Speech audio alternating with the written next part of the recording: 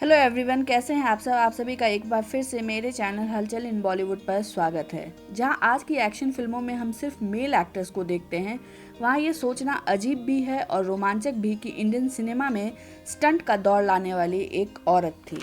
Super heroes की फिल्में आपको हॉलीवुड की फिल्मों में तो काफ़ी थ्रिल करती हैं, लेकिन बॉलीवुड में शक्तिमान को छोड़कर शायद ही ऐसा कोई सुपर हीरो बना हो जिसका क्रेज रहा हो। जब बॉलीवुड एक मेल सुपर हीरो बनाने के लिए इतना स्ट्रगल कर रहा है, तो ऐसे में किसी फीमेल एक्ट्रेस को सुपर पावर के साथ देखने में शायद सदी लग जाए। पर हम अभी जिसकी कल्पना भी नहीं कर पा रहे, उसे हमारी पुरानी जनरेशन ने एंजॉय किया है। भले ही वहाँ कोई सुपर नेचुरल पावर नहीं था, पर जबरदस्त रोंगटे खड़े कर देने वाला एक्शन था। बिना किसी प्रॉप या डुप्लीकेट के चलती ट्रेन पर दौड़ना, दौड़ते घोड़े पर खड़े होकर स्टंट करना, ऊंचाई से जंप लगाना, किक मारना, स्प्लिट करना, कार्टविल करना या एक साथ 10-10 गुंडों से लड़ना, कितना खतरनाक होता होगा। आज के मेल एक्टर भी ऐसे स्टंट के लिए डुप्लीकेट का इस्तेमाल करते हैं, तो सोचिए 1920-30 के समय में जहां लोग सिनेमा से अपनी पहचान ही बना रहे थे, वहां पर्दे पर ऐसा रोमांचकारी, खतरनाक और सुपर पावर से लैस किसी हीरोइन को स्टंट करते देखना कितना पैसा वसूल और अद्भुत होता होगा। और ऐसा खतरनाक स्टंट करने वाली कितनी फेयरलेस होगी। इसलिए बॉलीवुड की इस पहली एक्शन हीरोइन को कहा गया फेयरलेस नाडिया। नाडिया का बॉलीवुड में आना, एक्शन करना और एक अलग ही मुकाम पर जाकर इतिहास बनाने का किस्सा बड़ा ही रोचक है।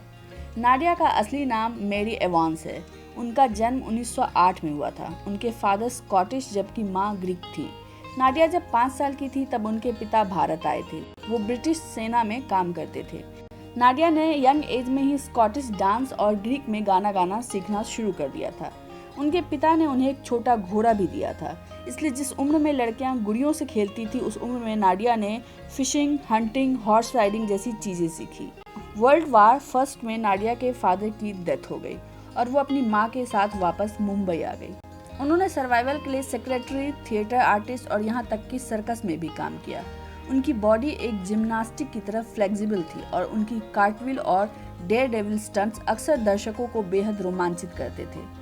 नाडिया ने कुछ वक्त बाद सर्कस छोड़कर बॉलीवुड में डांस के तौर पर काम करना शुरू कर दिया, जहां लाहौर के एक सिनेमा ओनर की नज़र उनके परफॉर्मेंस पे पड़ी। उन्होंने नाडिया को JBH वाडिया और होमी वाडिया से मिलाया, जो वाडिया मूवी टोन नाम के प्रोडक्शन हाउस चलाते थे और अच्छी एक्शन मूवीज बनाने के लिए जाने जाते थे। उन्हें नाडिया की खूबसूरती और फेयरलेस एटीट्यूड दोनों भा गया। नाडिया भारत में रहते हुए थोड़ा बहुत हिंदी बोलना सीख गई थी। उन्होंने उसे पहले देश दीपक और नूरे यमन फिल्म में छोटा सा रोल दिया। जब उन्हें वो प्रॉमिसिंग लगी तो उन्होंने नाडिया को एक लीड रोल के लिए चुना। 1935 में बनी हंटर वाली ने नाडिया को इतिहास में अमर कर दिया। इस फिल्म को बनाने में 6 महीने लगे और इसका बजट 80,000 था, जो कि उस वक्त के हिसाब से काफी ज्यादा था, लेकिन नाडिया के ऑसम स्टंट के कारण उन्होंने ये रिस्क लिया और उनके इस रिस्क ने सिनेमा हॉल में दर्शकों की बरसात कर दी। ये फिल्म कई हफ्तों तक लगी रही। उस फिल्म में नाडिया जब ये डायलॉग बोलती कि मैं हूँ हंटर वाली, तो लोग तालियों के शोर से सिनेमा हॉल को भर देते थे। उसमें नाडिया का रोल रॉबिन हुड से मिलता जुलता था। उन्होंने एक भारतीय वीरांगना की छवि से दूर एक मॉडर्न विमेन हीरोइज्म को जन्म दिया था। नाडिया का हंटर वाली में एक्शन ने भारतीय सिनेमा को पहली फीमेल एक्शन स्टार दिया था। नाडिया के एक्शन लोगों को आश्चर्यचकित कर देते। वो जिस तरह घोड़े पर खड़ी हो जाती, जिस तरह घोड़े दौड़ाती, एक जगह से दूसरी जगह बिना किसी सेफ्टी के छलांग लगाती, वो सब करना उस वक्त के हिसाब से काफी आगे था। नाडिया ने लगभग 50 फिल्मों में काम किया और उनकी कई फिल्में हिट रही। 1968 में खिलाड़ी में उनकी लास्ट परफॉर्मेंस देखी गई। हंटर वाली कैरेक्टर ने नाडिया को गजब की पॉपुलैरिटी दी थी, पर इंडियन सिनेमा ने उसे भुला दिया। हमने देविका रानी को पहली इंडियन एक्ट्रेस के तौर पर याद रखा, जबकि नाडिया उससे कहीं पहले बॉलीवुड में सफल हो चुकी थी।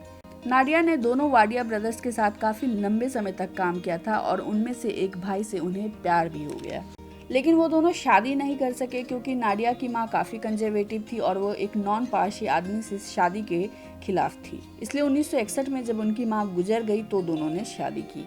उस वक्त नाडिया की उम्र 53 साल थी। कहा जाता है कि 1926 में नाडिया ने एक बेटे को जन्म दिया था, पर इस बात को छिपाया गया।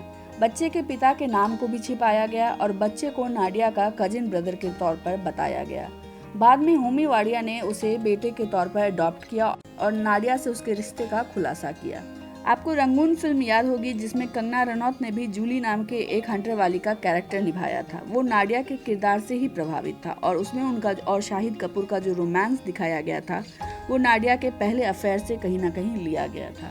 80 साल की उम्र में 1996 में नाडिया का देहांत हो गया। नाडिया के सक्सेस को सिनेमा जगत कब का भुला चुका था और उनकी लेगेसी को आगे बढ़ाने वाला कोई नहीं था। लेकिन 1993 में उनके ग्रैंड नेफ्यू ने उन पर एक डॉक्यूमेंट्री बनाई ताकि लोग उन्हें फिर से याद कर सके। इस डॉक्यूमेंट्री ने कई फिल्म फेयर अवार्ड्स भी जीते, लेकिन इंडियन सिनेमा ने उन्हें फिर से गुमनाम कर दिया। भारत में भले ही उन्हें याद ना किया जाता हो, लेकिन नाडिया के काम को यूके, अफ्रीका जैसे देशों में स्टडी किया जाता है। नाडिया के फेयरलेस स्टंट लोगों के दिलों में इतना बसे हुए थे कि जब वो स्क्रीन पर रोती तो लोगों को डाइजेस्ट नहीं होता और वो उस रोल को ही नकार देते थे। मैं ये लाइन फिर से दोहराना चाहूँगी कि ये सोचना अजीब भी है और रोमांचक भी कि जहाँ भारत में एक्शन फिल्मों में आज भी सिर्फ हीरो रोल निभाते हैं, वहाँ इंडियन सिनेमा में स्टंट का दौर लाने वाली एक औरत थी। आज के लिए बस इतना ही। अगर आपको ये वीडियो पसंद आता है तो प्लीज़ इसे लाइक और शेयर करें। हमारे चैनल को सब्सक्राइब करना ना भूलें और घर से बाहर जब भी निकलें मास्क ज़रूर पहनें। Thank you so much.